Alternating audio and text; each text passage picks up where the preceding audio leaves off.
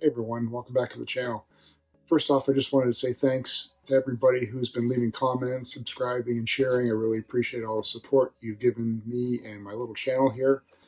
And I've got something else I want to share with you. I had a special package arrive in the mail today. This one came from Hasbo Pulse. And some of you may know what's in here already, and some of you may not. But nonetheless, I just wanted to share the opening with you, and we can both take a look at what arrived for me today. So stay tuned. Okay guys, well, here's the box, and as I said, I wanted to share the opening and be surprised. I'm hoping it turns out the way I'm expecting, though unfortunately my concern is with the box. There is a lot of looseness, not just with what I know is in there, but I'm afraid they didn't package it properly, which is what unfortunately these companies are known for, especially Hasbro. I've received numerous products damaged. So here is hoping that these items came okay. As you can see, I've got my trusty Lotus Stark gloves on. Check him out on YouTube at Lotus Stark. And I got my X-Acto, so let's cut her open carefully.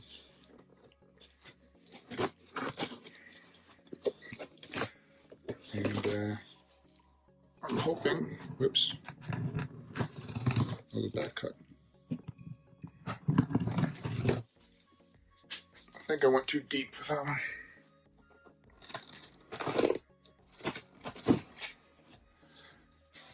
Okay.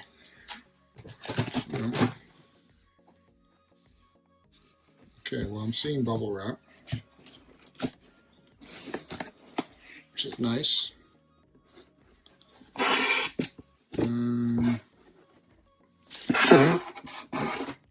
That was the box, guys, not me. Okay. One half deflated sheet of bubble wrap. And what we have here is the Dinocassettes. So there's one of them. Stand that up if it doesn't fall. Some more bubble packaging. And there is a second set. So let's take a look at these guys in more detail. I actually honestly forgot that I had ordered two of them. So we're going to pause and we'll get right to looking at these figures. Okay, so now we got all that put away. You can see what we have here. These are the new Transformers Vintage G1 Mini-Cassette 3-packs. Gurafi, Noizu and Decepticon Frenzy. So what these guys are, these are the vintage G1 Mini-Cassette 3-pack figures that are designed like the original G1 versions, including everything like the figure styling, packaging, and art. Inspired by their original releases back in 1987, plus their accessories and tech specs and all that stuff as well. So taking a look at the packaging, you can see that first off, the cards are still attached, which is actually kind of a nice surprise. I wasn't expecting that. I'm surprised that there wasn't more damage. I do notice that there's a little dent or fold there, but that's from probably banging against the box. Aside from that, though, it's pretty good. We'll look at a bit more detail, but there are the two Autobot cassettes. There we go. And then Frenzy. And then on the back, they've got the card tech specs, figures, and all that stuff as well. This guy's got some damage there, but not on the front. That probably came from the factory. And then these guys, I don't see any damage or creasing. Nice. It's always a crapshoot, I think, when you order online in terms of being able to ship things back. I know these guys, unfortunately, are sold out at the moment. Who knows if they're going to put more in stock? I'd be tempted to almost, if they do, maybe try and get some more and then maybe return one of these if I receive better ones. But you got to pay for shipping and stuff, so I don't know. Sometimes you just got to be happy with what you get. All right, so with that, let's look at these figures in a bit more detail. All right, let's take a closer look at these guys. First off, just the overall feel of the cardstock is pretty good, I would say. It's, I felt thicker in terms of original G1, obviously, and I wasn't expecting this to be of the same durability. There's a bit of play to it, but at the same time, I've definitely felt a lot cheaper. Overall imaging on the front is very well done. It's very crisp. Great detail on the images, as you would expect. There's Frenzy. Immediately looking at the items, the chrome. The chrome weaponry appears not to have any defects or marring. I can see right off the top there. Though I don't like how it's all loose and can bang together. The tapes themselves appear to be really good. Now, with this set, you can see it's obviously been issued in a 3-pack.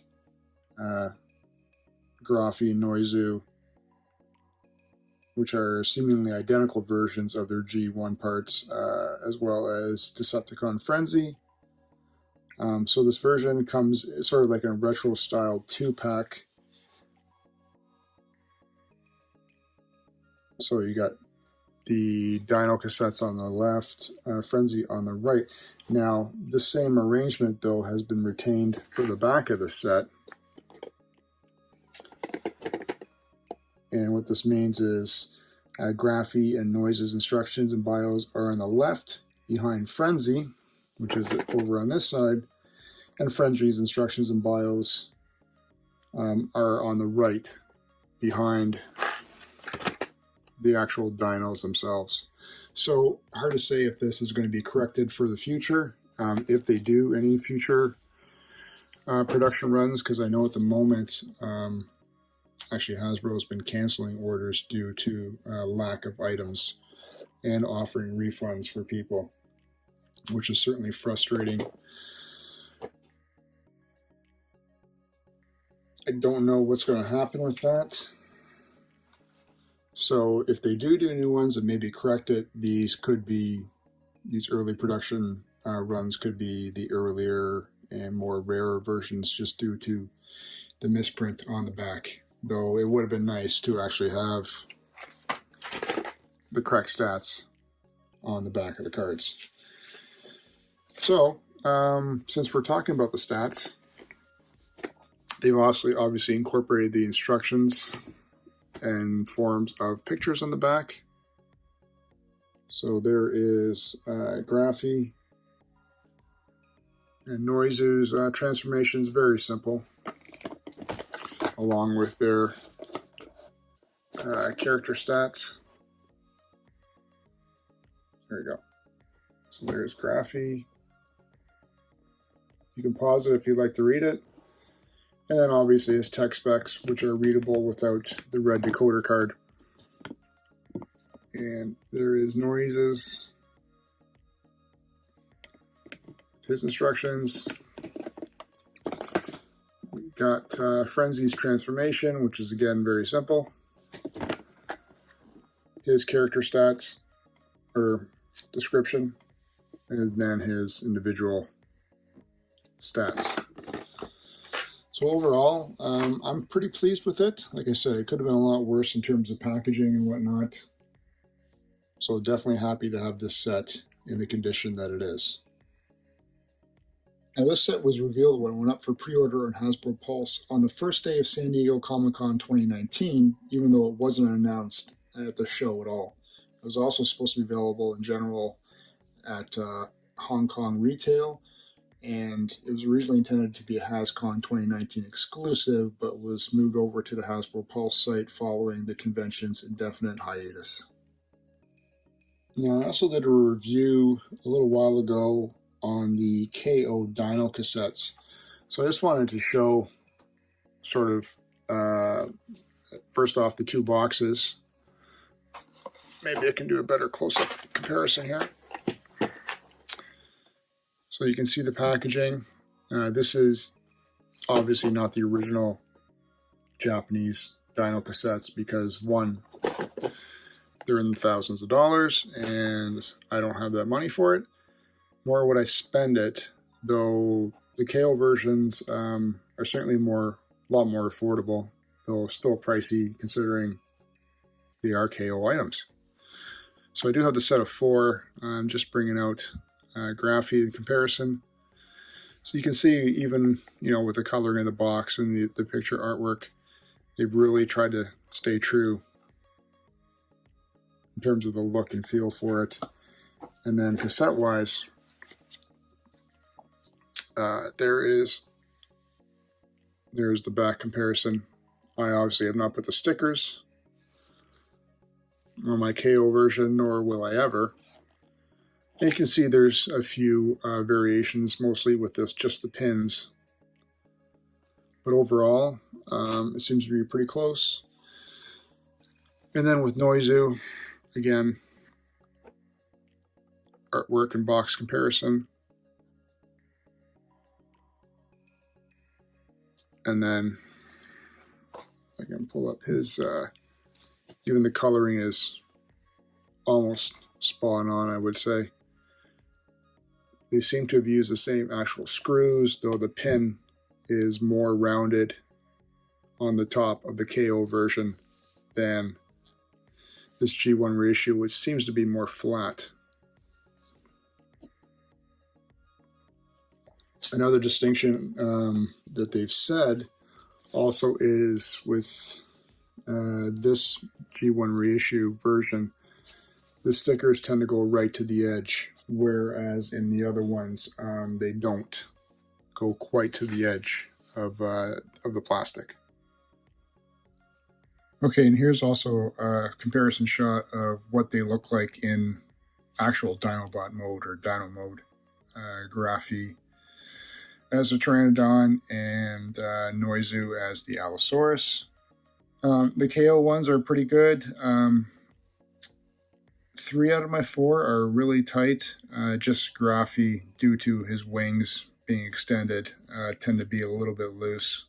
That may obviously be the case with a lot of figures as they age, or even these being KOs. I still have KOs that are really good. So yeah, I think they did a good job. I'm pleased that obviously it would have been cool not to have stickers on or whatever, but for shipping purposes and whatnot, I can see why everything's applied.